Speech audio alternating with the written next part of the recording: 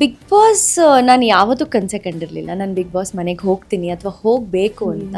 ನನಗೆ ಯಾವಾಗಲೂ big boss ಒಂದು ಆಟ, ಏನೋ ಒಂದು ರಿಯಾಲಿಟಿ ಶೋ ಮಾಡ್ತಿದ್ದಾರೆ, ಏನು ಈ ಜನ ಹುಚ್ಚರ ಥರ ನೋಡ್ತಾರಲ್ಲ ಈ ಕಾರ್ಯಕ್ರಮನ ಅಂತ ಅನಿಸಿದಂತೂ ನಿಜ. ಅದಾದಮೇಲೆ ಏನಾಯಿತು, ಬಿಗ್ ಬಾಸ್ಗೆ ಹೋಗ್ತಾರಂತೆ ಅಂತ ಸೀಸನ್ 11ರಲ್ಲಿ ಒಂದು ಗಾಸಿಪ್ ಬರುತ್ತೆ. ಬಂದಾಗ ಫುಲ್ ಟ್ರೋಲ್ ಪೇಜಲ್ಲಿ ಒಂದು 2-3 ಟ್ರೋಲ್ ಪೇಜಲ್ಲಿ ಬರುತ್ತೆ. ಆಗ ಎಲ್ಲ ಜನ ನನ್ನನ್ನು ಒಂದಷ್ಟು ಜನ ಇನ್ಸ್ಟಾಗ್ರಾಮಲ್ಲೆಲ್ಲ ಕೇಳಕ್ಕೆ ಸ್ಟಾರ್ಟ್ ಮಾಡ್ತಾರೆ, ಮೇಡಮ್ ಬಿಗ್ ಬಾಸ್ಗೆ ಹೋಗ್ತಿದ್ರಾ ಬಿಗ್ ಬಾಸ್? ನಾನು ಇಲ್ಲಪ್ಪ, ನಾನು ಹೋಗ್ತಿಲ್ಲ ಅಂತ ಅಲ್ಲಿ ಹೇಳ್ಬಿಟ್ಟು ಬಿಟ್ಟಿರ್ತೀನಿ.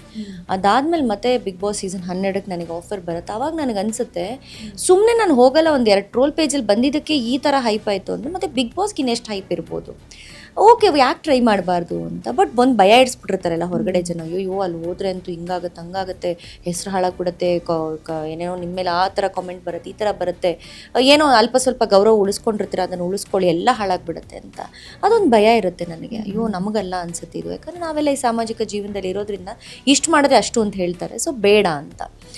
ಬಟ್ ಕೊನೆಗೊಂದು ನಿರ್ಧಾರ ಮಾಡ್ತೀನಿ, ಎಲ್ಲ ಹೋಗೇ ಬಿಡೋಣ, ಏನು ಮನ್ಸು ಮಾಡಿದ್ರೆ ಯಾವ್ದು ಕಷ್ಟ ನೋಡೋಣ ಅಂತ. ಬಟ್ ಬಿಗ್ ಬಾಸ್ ಮನೆಗೆ ನಾನು ಹೋಗಿದ್ದು ಆರಾಮಾಗಿ 24 ಗಂಟೆ ತಿನ್ಕೊಂಡು ಮಲ್ಕೊಂಡು ಆರಾಮಾಗಿರೋಣ. ಈ ಟಾಸ್ಕು ಗೀಸ್ಕ್ ಇವೆಲ್ಲ ಗೊತ್ತಿಲ್ಲ ನಂಗೆ ಇರುತ್ತೆ ಅಂತ. ಅಲ್ಲಿ ಹೋದ ತಕ್ಷಣ ಫಸ್ಟ್ ಡೇ ಟಾಸ್ಕ್ ಕೊಟ್ಬಿಡೋದ, ನಾನು ಅಯ್ಯೋ ದೇವ್ರೆ ಈ ಟಾಸ್ಕ್ ಎಲ್ಲ ಇದೆ ಅಂದಿರೋ ನಾನು ಬಿಗ್ ಬಾಸಿಗೆ ಬರ್ತಾನೆ ಇರಲಿಲ್ವಲ್ಲಪ್ಪ ಅಂತ.